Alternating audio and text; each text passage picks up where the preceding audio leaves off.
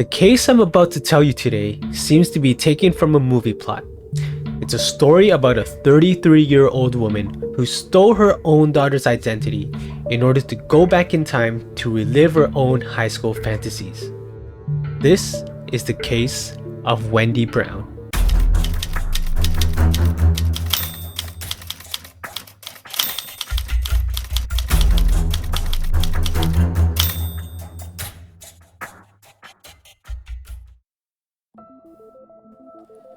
Wendy's issues started developing when she was young. She was bullied heavily because of a speech impediment. Wendy's home life was not much better either. She had a long-standing history of significant emotional problems. They mostly stemmed from her relationship with her mother. "We fought all the time," she said. "She put me down, said things about me, and I got hit a lot." One day, as she was jogging, a wave of nausea washed over her. She stopped by the side and threw up. She guessed it might have just been some stress. When Brown's mother found out about her vomiting, she asked straight away, "Are you pregnant?" It was impossible, Wendy thought. She was paper thin, but her mom insisted to bring Wendy to do an ultrasound. And at the end, it was confirmed she really was pregnant. Wendy's boyfriend at the time immediately abandoned her. To make matters worse, he told everyone at school. The kids threw paper at her, pushed her around. She couldn't take the bullying any longer. She decided to quit school, and on her 17th birthday, she gave birth to a baby. She named it after her father, Joey. 3 months later, she became pregnant again, this time by another boy, and she had a baby. She named her Jamie. In her 20s, Wendy held a series of short-term jobs at Kmart and Walmart. She poured bad coffee at fast food restaurants, but her longest period of employment was being a stripper. She went back and forth from Texas to Michigan to Nevada and back to Illinois, where she married a man in June of 2006.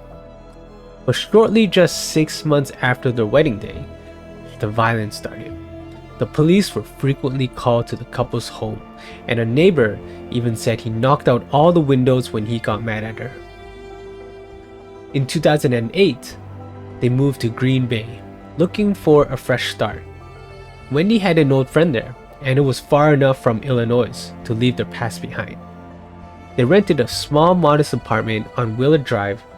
It was so close to the high school football fields that you could hear the coach's whistle at practice. Unfortunately, due to the violence and instability at home, Wendy was forced to send her kids to live with their grandparents, Joe and Judith. This was the lowest moment of her life, and when she looked out her window, she saw a high school, the place she blamed where it all started to go wrong.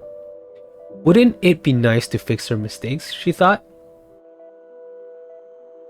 She would post pictures of herself and everyone would comment on how young she looked and that she could pass for a teenager. That's when it hit her. She went to the mall, cut her hair, and bought new clothes. She also adopted a cute teenage voice.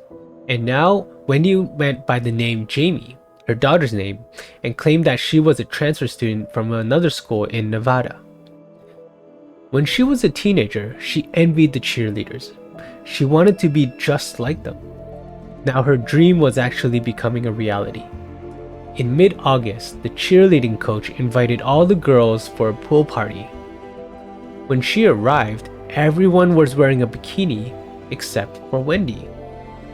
Wendy wore a one-piece with an oversized t-shirt over it. All the girls were confused about her outfit.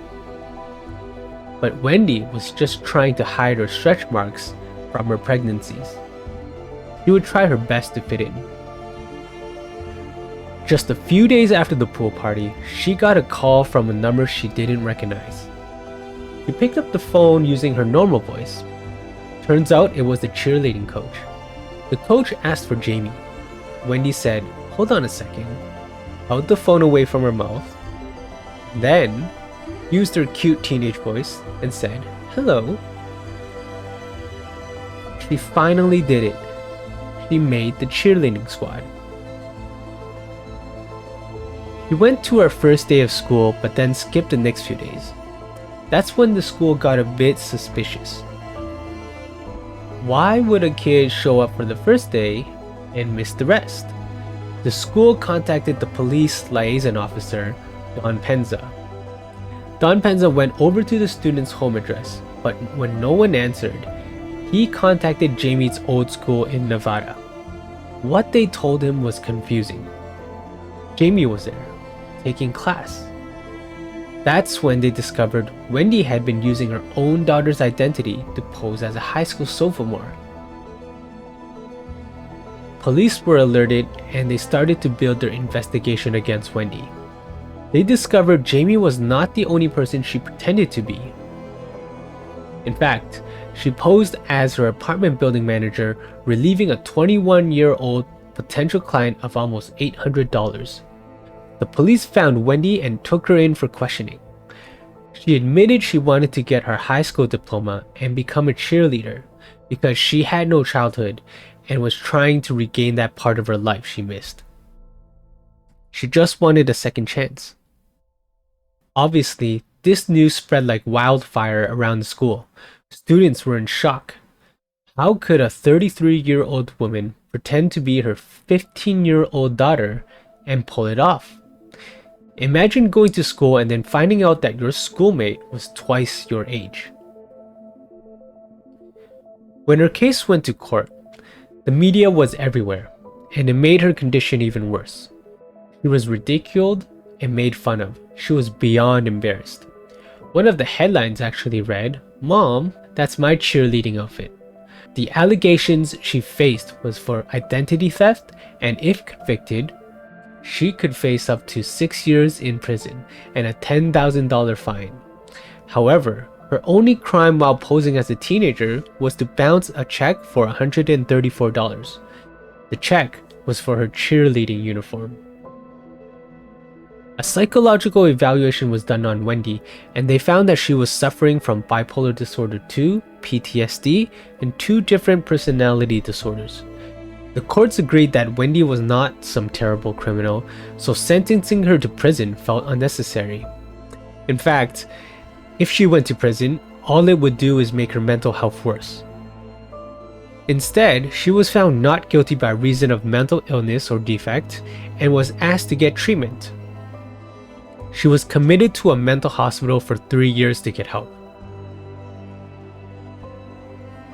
While Wendy was in a mental health facility, she never gave up on her high school dreams.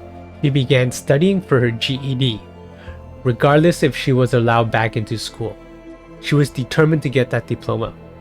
I'm happy to report that she did indeed pass her test and was able to graduate. She was able to stand on the stage in a gown and receive her certificate while being witnessed by her father. So how is Wendy now? Well, Wendy was diagnosed with breast cancer during her stay at the institution. She went through chemo and 2 surgeries and survived. But after Wendy was released, she divorced her husband. He was still an abuser and she needed to cut that out of her life. She still doesn't have a relationship with her daughter Jamie, but Jamie is now a mother and has a child of her own. So here's the thing. It wasn't as if Wendy had murdered someone, right? She was not this criminal trying to ruin other people's lives. She was simply just trying to deal with some serious mental health issues, and she wasn't receiving the appropriate treatment. Her fantasies became delusions, and she thought she could relive her own life. What do you think? Do you think Wendy deserved jail time for identity theft? Let me know in the comments below. Thank you for watching my video. I'm a new VTuber, so every single like and subscribe means a ton to me. If you can do any of those things, I will greatly appreciate it, but only if you want to. You can also leave me some comments below on what you would like to see in this channel. I do hope that one day we have enough people so I can do a live stream and talk to everyone. Until next time, bye!